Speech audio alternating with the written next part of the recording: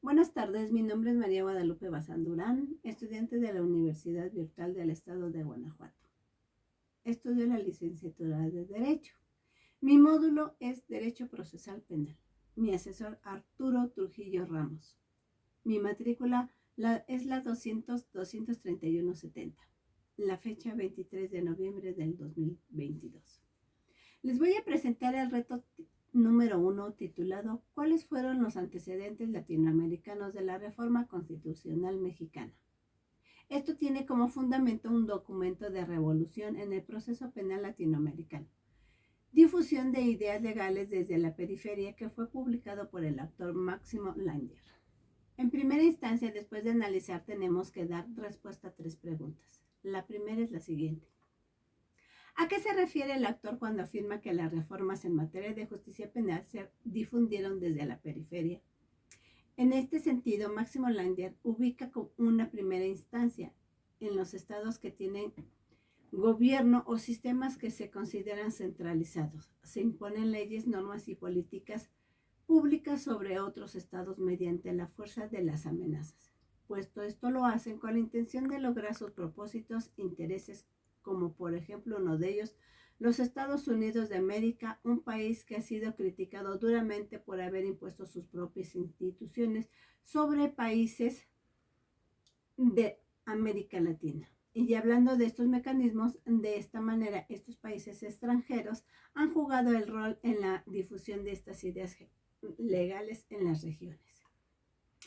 Un análisis en el caso de América Latina es por eso que los académicos están resaltando ideas que se difunden en países centrales y en otros países periféricos para cumplir los intereses de los países que lideran estas zonas en donde tienen influencias en cada región o países. De los estudiosos hacen sus propios análisis y establecen ideas que tratan de transmitir a los países centrales, que son los que tienen influencia a la periferia, provocando la influencia que se vaya dando sobre ellos. Es evidente que estos países centrales tienen más recursos que los de la periferia, por lo tanto pueden difundir e influenciar en estos mismos que estamos comentando. Por estos motivos, la historia reciente nos deja ver que los de la periferia parecen estar destinados a solo recibir o atender los preceptos,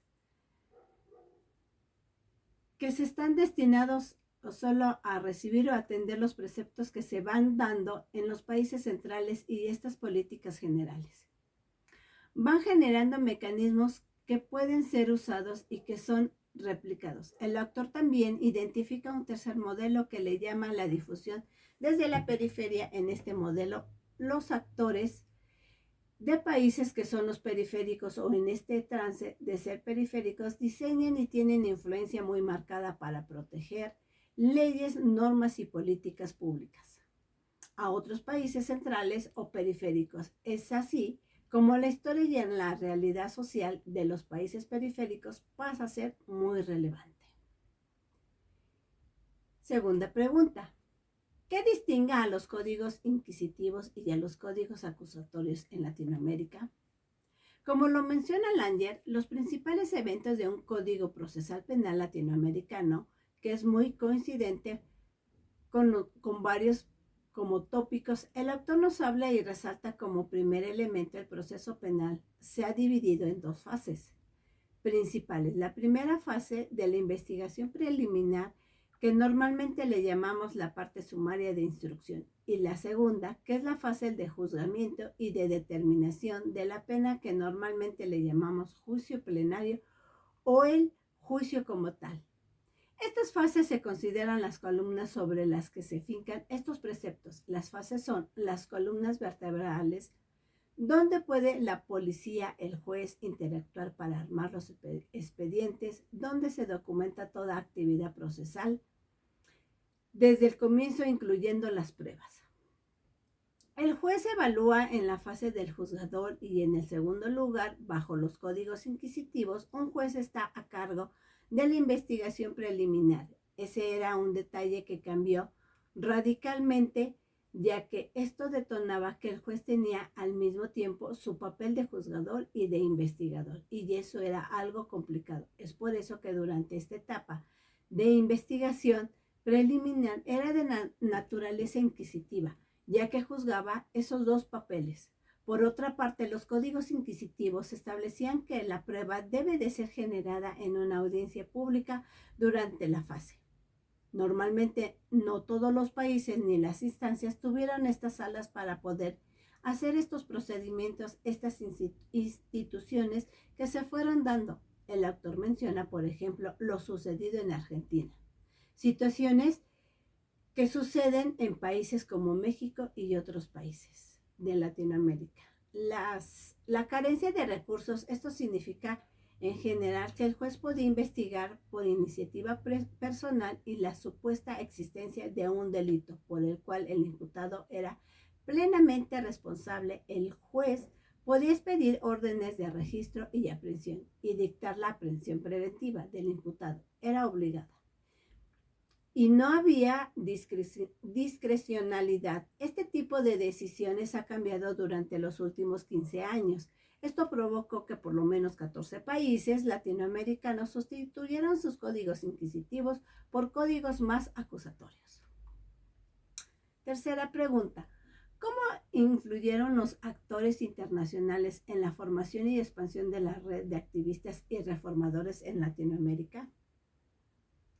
En este sentido, el autor nos deja ver la opción de varias personas o personajes que a partir de la conexión con las reformas llevadas a cabo en Argentina, fueron invitados a participar en discusiones de ideas para reformas.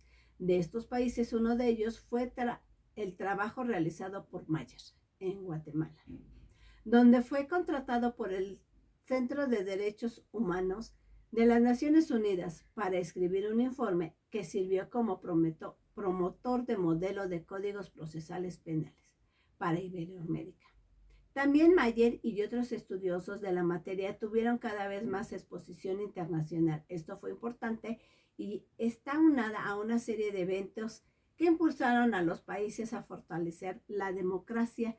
Un ejemplo fue el fin de la Guerra Fría, evento muy importante que tuvo como consecuencia la renuncia a la violencia política como el medio único para lograr el poder. De esta manera empezaron a generar elecciones libres y muchos países se dieron de manera conjunta. En épocas contemporáneas, la mística que se buscaba era garantizar el Estado de Derecho.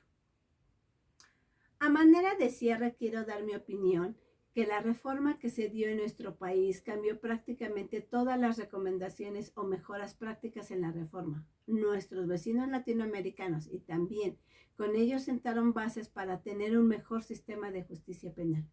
Todavía tenemos mucho por recorrer. Debemos reconocer que tienen muchas áreas de oportunidad y que se sigue trabajando.